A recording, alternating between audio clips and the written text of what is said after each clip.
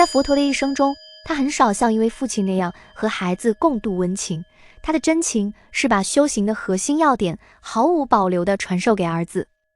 这份跨越千年的父子对话，至今仍能为困在烦恼中的现代人点亮一盏明心见性的灯。当时佛陀住在祇园精舍，大清早，他拿着钵到舍卫城乞食，他的儿子罗睺罗紧紧跟在他的身后。现在的罗睺罗已经成年了，是一名正式比丘，可以接受严格的训练了。世尊停下脚步，回头看着罗睺罗。罗睺罗，你看这世间所有的物质，不管是过去的、未来的、现在的，是自己身上的，还是外界的，是粗糙的，还是精细的，是低劣的，还是美妙的，不管远的还是近的，你都要明白，这些都是无常的，都不是永恒不变的我。我不在其中，物质也不在我中。要用智慧，如实看清物质的本质。世尊，您说的只是物质吗？难道只有物质是这样吗？不，罗睺罗，不只是物质，感受、名相、身口意的造作，意识分别，也就是色受想行识这五蕴，都是这样。这些都是无常的，都不是永恒不变的我。我不在其中，五蕴也不在我中。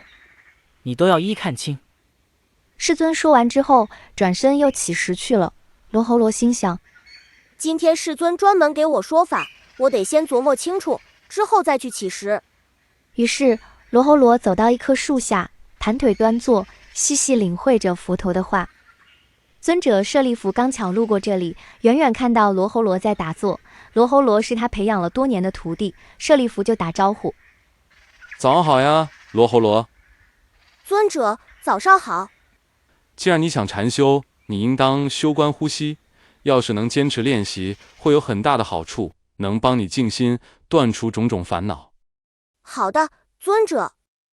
于是，除了去托钵乞食，在其他时间里，罗睺罗不是在思考佛陀的话，就是在观呼吸。一直到太阳下山，他起身去请教佛陀：世尊，您让我观五蕴非我。之后舍利弗尊者让我修观呼吸，可我还是没弄清楚具体要怎么练习。罗睺罗，观五蕴非我和观呼吸，都是为了去除各种执着。在观呼吸之前，你要先打好基础。你先得看清身体是由5种元素构成的，明白它们都不是我。哪5种元素呢？你看身上这些硬的固体的东西，头发、体毛、指甲、牙齿、皮肤、肌肉、筋腱、骨骼，还有肾脏、心脏、肝脏这些内脏，甚至粪便，这些都是地元素。不管是自己身上的地元素，还是外界的地元素，比如石头、泥土，本质都一样。这些都是无常的，都不是永恒不变的我。我不在其中，地元素也不在我中。用智慧看清这一点，就不会对地元素产生执着，心就能从地元素的束缚里解脱出来。还有水元素，你身体里的胆汁、痰、脓、血液、汗水、眼泪、唾液、尿液，这些和液体有关的东西都是自身的水元素。外界的江河湖海是外界的水元素，它们也同样不是我。看清了，心就不会执着于水元素。火元素呢？你身体里能让食物消化，能让身体发热的能量，就是自身的火元素。外界的火焰、阳光是外部的火元素，它们也不是我，别被它困住。风元素代表流动，你身体里向上的循环、向下的循环、肚子里的循环、四肢的循环，还有你的呼吸，都是自身的风元素。外界的风是外部的风元素，它们同样没有我的本质。看清了，心就不执着。最后是空元素，你耳朵的孔、鼻孔、嘴巴，还有食道、肠道、便道，这些身体里的空隙，就是自身的空元素。外界的天空、空间是外部的空元素，它们也不是我，别把虚空当成真我。除了这5种元素之外，物质世界还有其他的吗？没有了，世尊。是的，所以物质世界都是无常生灭的，不管是身体还是外界，这里没有永远不变的我。看清5种元素后，你还要向5种元素学习。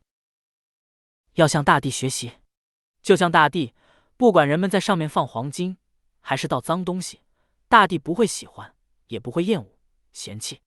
向大地学习，面对顺心或者不顺心的感受，心就不会被他们牵着走。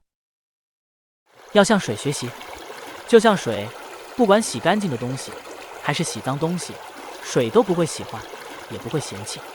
你向水学习，遇到好的、坏的感受，心也能保持平静。要向火学习，火不管烧什么，都一样燃烧，不挑不拣。你向火学习，就不会被感受左右。要向风学习，风不管吹干净的东西，还是脏东西，都一样。要向虚空学习，虚空从来不会停留在某个地方，也不会被任何东西束缚。很多人肯定会好奇，这什么地水火风空，金木水火土的，好像挺神秘的。在公元前16世纪，从古印度吠陀时代开始，他们就喜欢探寻世界的本源，认为世界是由地水火风空这5种元素组成。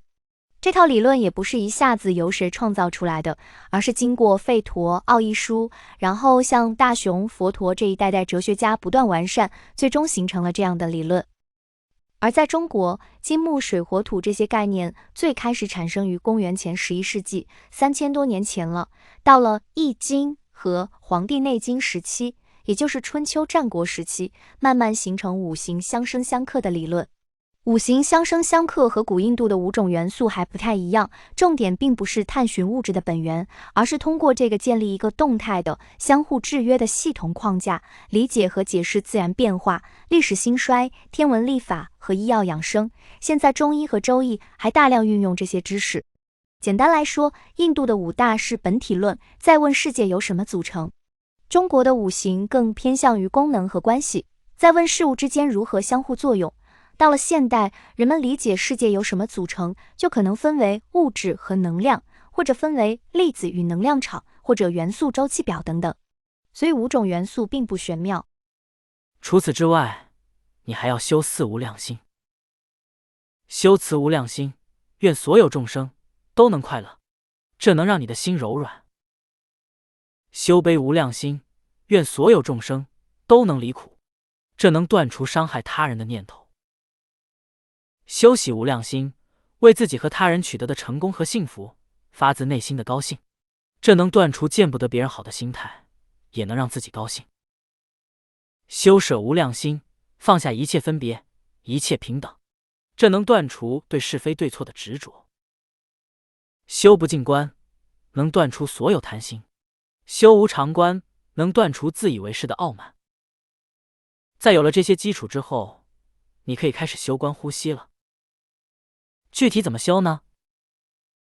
先找个安静的地方，比如树林里、树下，安静的屋子，盘腿端坐，把注意力放在呼吸上。观呼吸一共分为4个阶段，16步。第一个阶段，身念处，包括4步。第一步，知吸入，知吸出。吸气时，心里标记入；呼气时，心里标记出。第二步，知吸长短。第一步稳定之后，就进一步观察呼吸的长短。吸气时，如果气息长，心里标记入长；同样，呼气时气息长，心里标记出长。反过来，气息短就标记入短和出短。第3步，知吸变身。接下来，在呼吸时轻轻觉察整个身体。前面2步，注意力集中在呼吸上。到了第3步，注意力轻轻扩展到全身，这就是知吸变身。第4步，除诸身形。调柔放松身体，使身心进一步宁静，呼吸也随之更加微细宁静。第2个阶段，受念处，包括2步。第5步，受喜。到了这个阶段，你已经进入了初禅。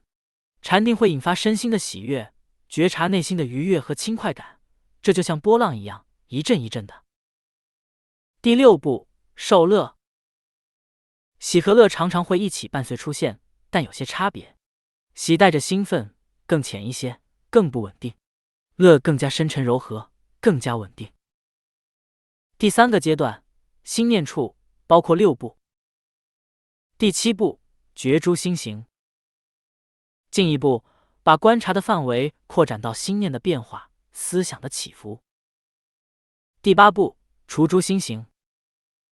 观察到心念的变化之后，平息心念的杂乱，达到内心平静。第9步，觉心。第7步的觉诸心行，就像是观察海面上的波浪，观察浅层的心念变化。这一步的觉心是更进一步深入观察，就像潜入海底，观察到更深层执着的观念。第10步，心作乐。这时候进一步放下那些执着的观念，这会让身心进入更稳定深沉的愉悦。第11步，心作摄。禅定并不是固定的一种模式，也不是只有一种可能性，期间只要内外出现一点动荡，心都容易飘走。发现心念飘走，轻轻收摄回来，这就是心作摄。第12步，心作解脱。期间如果发现心被烦恼牵缠住了，就用上面说的种种方法解脱出来。第4个阶段，法念处，包括剩下的4步。前面的12步更偏向于禅定，你可能会进入不同的禅定深度。后面这4步更偏向于在智慧上的领悟。不管你到什么阶段，最终都要练习法念处，这是教法的核心，也就是放下执着的关键。第13步，观无常。就是我跟你反复讲的，观五蕴的无常和败坏，五蕴都不是我，也不是我的，这里也没有我。第14步，观离欲。看清楚这一切都是无常的，生不带来，死不带去，抓什么呢？第15步，观灭。我们总觉得自己是最特别的、最重要的，一直在这里，是世界的中心，但放眼望去，现在、过去、未来，一切终归灭去，也必然会灭去。第16步，观弃舍。到了这里，放下一切分别执着。罗喉罗，这就是观呼吸的4个阶段和16步，要是能坚持练习，会有很大的好处，能帮你静心，断除种种烦恼。在禅定达到一定深度时，身心极度安静，呼吸会微弱到几乎觉察不到。即便到了这种状态，禅修者依然清楚知道呼吸的消失与存在，而不会失去觉知。